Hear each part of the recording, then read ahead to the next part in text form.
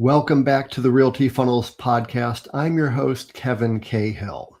I was honored to have as a guest Kati Spaniak.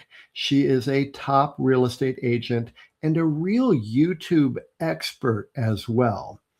And we were having such a great conversation during our first podcast recording episode that I just asked her if it'd be okay to extend that recording session and continue the conversation. So let's pick up where we left off with Kati Spaniak. Kati, welcome to the podcast. Hi, thanks for having me. Excited to be here and to meet you. It's great to have you with us, so thank you. So let's give everyone a little opportunity to get to know you a little bit better. Tell us about yourself, how long you've been in the business, and a little bit more about who you are. Yeah, so I got into the industry in 2012.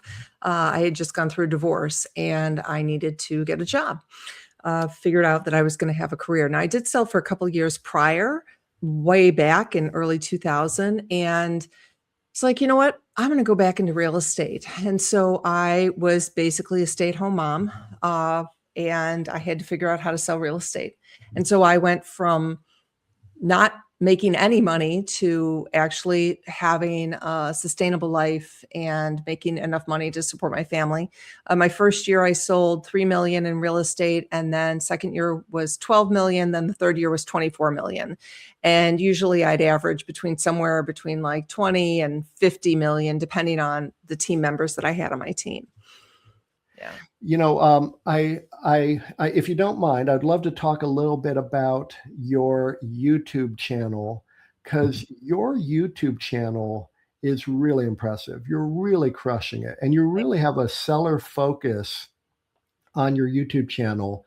Tell us about how you built that out, and what was your thinking about building that out? It was an accident. Oh, because I was working on building my YouTube channel for my business in Chicago. And so I just thought all I needed to do was to get a lot of views, and then people would just hire me in my area. And that's not what happened. What happened is that we didn't get any people reaching out in the area of Chicago.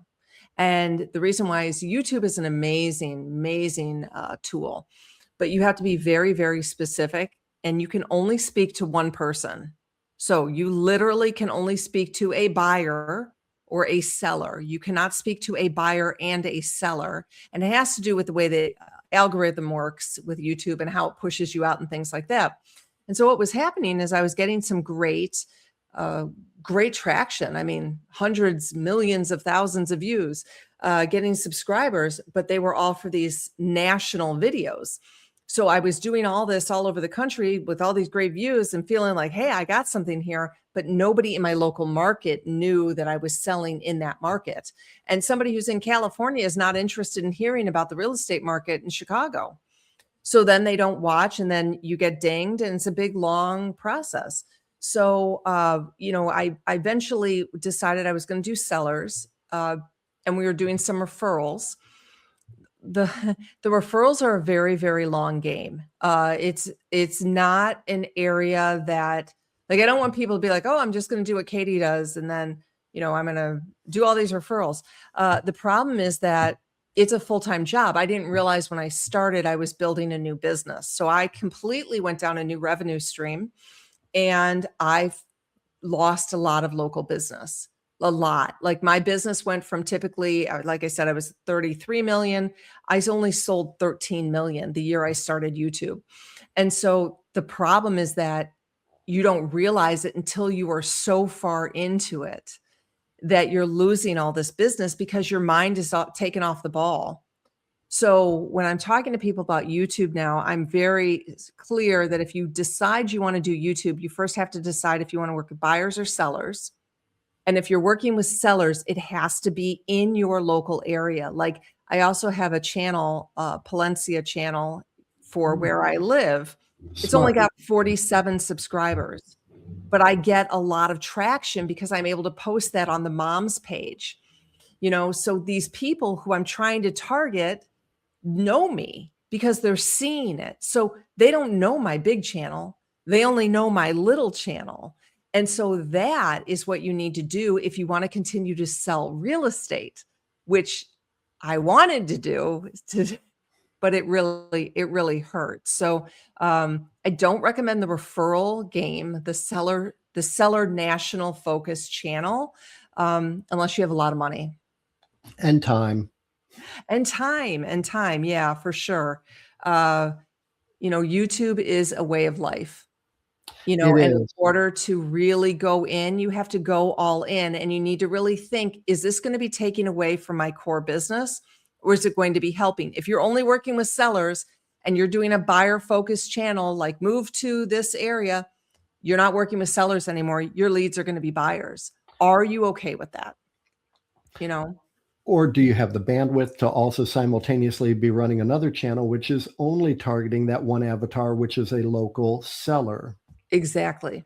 And it's hard. It's hard. So Now, I have not people, been able to do it really, really well, but some people might, you know, people think that their avatar is anybody who wants to buy, sell, rent, or right, invest. And it's like, no, right. no, no. That you just had four different avatars, Hmm.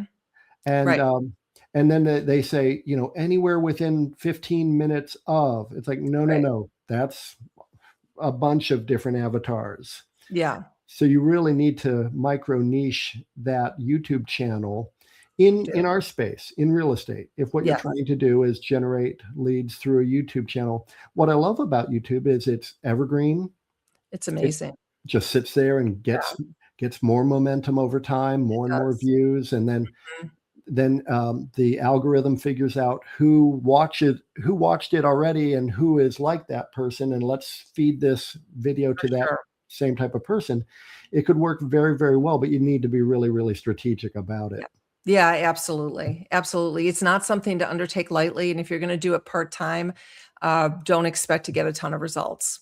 It's just, No, and yeah, whatever it is you're focusing on, as we talked about earlier, you really want to just draw a very tight circle around that right. key market that you want to service. Hmm. And I remember one time, years and years ago, probably about 12 years ago, I met somebody in St. Petersburg. They owned a property that was an hour north of uh, St. Pete. And I was already handling a transaction for one family member. And they said, "Hey, can you list this other one for another family member?" And I was like, "Yeah, sure, I will." Man, did I suddenly get busy with leads in that area that I did not want to have. Yeah, Thankfully, I got the listing sold very quickly, but in the meantime, just handed off right. every lead. Right. Because if you're a new agent and you get an opportunity an hour away, you're like, "Oh, great, I'll make some money." But then all of a sudden, it's like, well, are you going to take every lead opportunity up there? Right. Because you're Right. going to get a bunch Exactly. of opportunities. Exactly. I was coaching somebody years ago, and she took this listing and it was like an hour away. And then she's like, "Oh, I'm going to go door knock." And I'm like, "What? Like what?" You know, you're going to end up working there. And she did. She ended up getting other listings there. And, so I really recommend that people start and really envision what that looks like for you. And you may not know how to get there, but that's where coaches come in. That's where the training comes in. That's where investing in yourself comes in. You may not know how to get there, but your coach will know. No Yeah. question. Others Yeah. have gone before you. You can Yeah. follow their clues and Yeah, and for figure that sure. out. And what Mhm. you were saying earlier is just, give yourself the time to dream about what you'd like your life to be. Yeah, Because pretty quickly, when you do that, you're going to start attracting people who are just like that. exactly.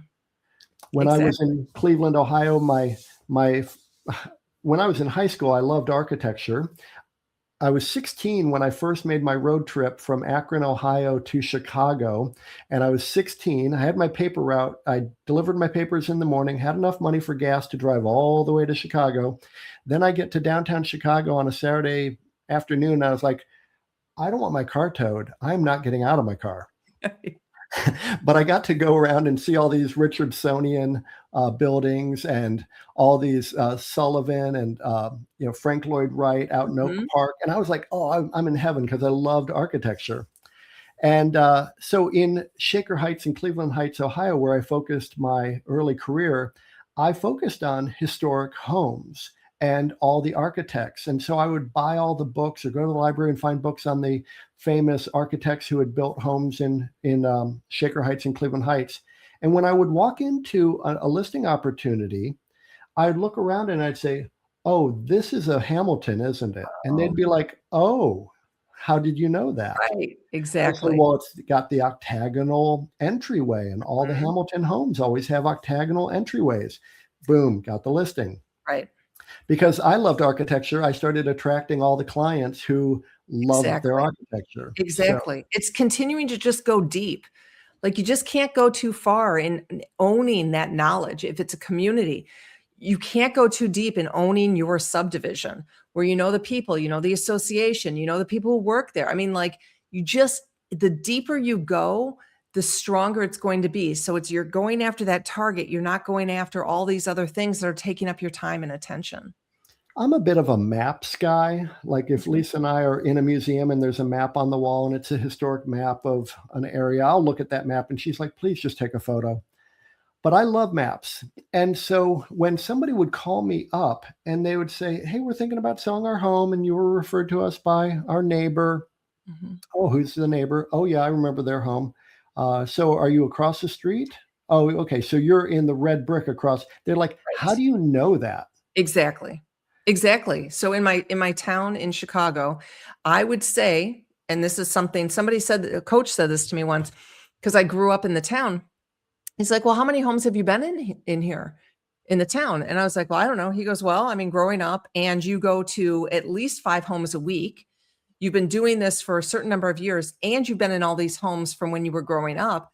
I added it up, and I can tell people what I say to them now is I've been in over 3,000 homes in this area. I can do a comp without even having to look at your house because I know all the similarities. Like, that is powerful when you're able to say that. And like what you were just saying about go to 6 homes, on for the week, or I mean, you add that up, you can say, listen, I've been in 1,000 homes that have been on the market in the last 2 years. I know all these homes. Like, that's power.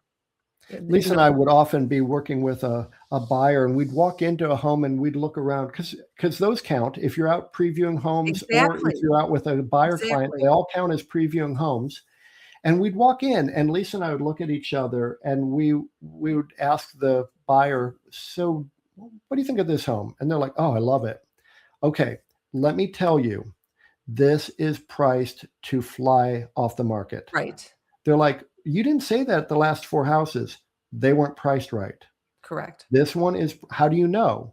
"Okay, you see that home across the street, that home down there, you see that one? That sold for this, this one is priced Right. right."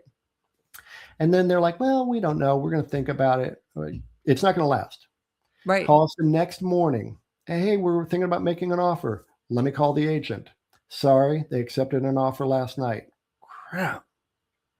I'm Yeah. like, "But we didn't tell you that about 5 homes. We Right. told you that about 1 home." Right. And boy, did they learn their lesson. Well, listen, buyers always have to lose one before they realize that their agent isn't always lying to them. Right. It's so Mhm. funny. Yeah. Well, Katie, I could talk with you all Yeah. day. Absolutely.